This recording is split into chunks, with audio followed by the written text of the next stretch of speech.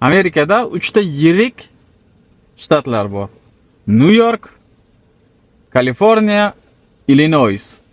New York o'zingiz bilasizlar, Manhattan, Kaliforniya LA, Los Angeles, Illinoisda esa Chicago. Men o'zimga Chicagoni eng afzal deb bildim. Bilmayman.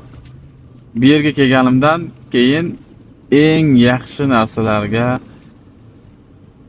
oson erishdim deb ayta olmayman, lekin New Yorkda juda qiynalgan edim. Silishkim. New York nima deydi? Sinovlar shahri. Agar bardosh bera olsang, o'sha yerda ishla. Bardosh bera olmasang, prosta ket. Mayli, balki men bardosh bera olmagandirim.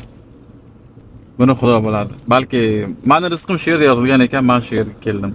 Men shu yerga Xudoga shukr, hamma o'zim niyat qilgan, orzu qilgan narsalarimga erishdim deb o'ylayman. Albatta yana bor, lekin hozirgi holatim ham yomon emas. Mana shunaqa.